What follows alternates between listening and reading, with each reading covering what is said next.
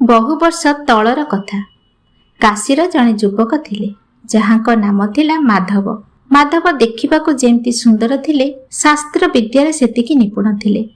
अल्प बयसरू से वेद पुराण एवं उपनिषद मुखस्थ करि सारिथिले। काशीर बड़ बड़ पंडित माने मध्य तांको जुक्ति आगरे हार मानुथिले। किंतु एही पांडित्य माधवंको मनरे एक अजଣା अहंकार भरि देइथिला। से भाबुथिले जे से भगवान को जानि सारिछंती एवं तांको केही किछि सिखाई परिबे नाही। दिने जणे वयस्क साधु माधव को देखि कहिले, माधव तू तो शास्त्र पढ़िछु किंतु भक्तिर स्वाद चाखिनु। जदि प्रेम और भक्तिर सत्य अर्थ बुझिबाकू चाहूछु तेबे थरे वृंदावन जा। माधव हसिले एवं भाबिले, मु तो सबु जाने, सेही बाउरा साधु मानक पाखरु मु कोन बा सिखिबी। तथापि निजर पांडित्य देखाइबा पई से वृंदावन जिबाकू स्थिर कले। माधव जेतेबेले वृंदावनर सीमारे पाद देले, सेठाकार वातावरण तांको आश्चर्य कला। जेउठी से भाबिथिले तर्क हेबो, सेठी से देखिले समस्तंक मुखरे केवल गोटिए नाम, राधे राधे। जमुना कूଳରେ बसिथिबा जणे भिक्षुक, कुंजवनरे नाचुथिबा मयूर, घरे घरे थिबा माने समस्ते सेही नामरे मग्न। माधव आश्चर्य हेले, कृष्ण तो हेउछंती परम ब्रह्म, तेबे राधांक नाम काहेकि? तांको मनरे एक प्रश्न उठिला, श्रीकृष्णंकर सबठारु बेसी प्रिय किए? से बहुत साधुंको पचारिले, किंतु समस्ते गोटिए उत्तर देले, राधाराणीक भक्ति सबठारु उच्चरे। एही उत्तर माधवंको अहंकार को आघात देला। से भाबिले, एपरि किपरि संभव? शास्त्र अनुसारे तो भगवान समान भावरे समस्त को भल पाती, तेबे राधाराणी भक्ति रे एमिति कौन स्वतंत्रता अछि जे भगवान मध्य तांको वशीभूत?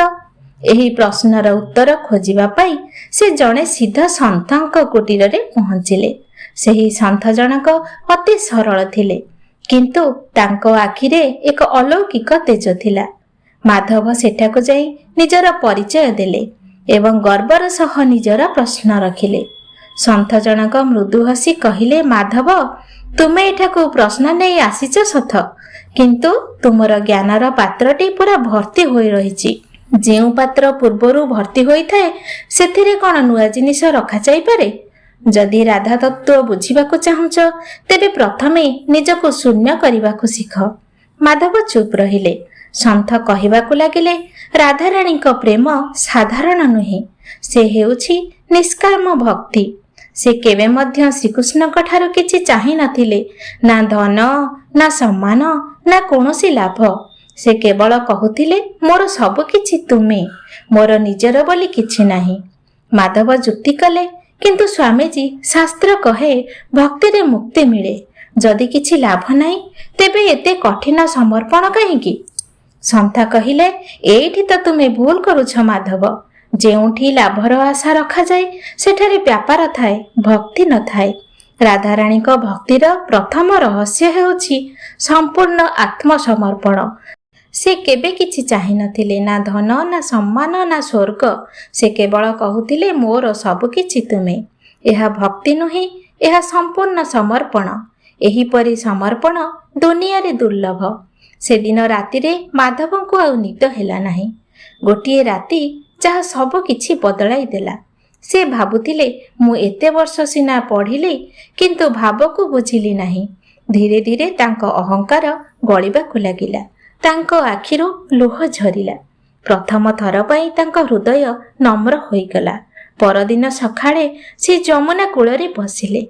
धीरे धीरे कहिले, राधे राधे। सेही नाम उच्चारण करिबा सहित तांको मनरे अद्भुत शांति आसिला। से बुझिगले, भगवान को जितिबार उपाय ज्ञान नुहे, निष्काम प्रेम।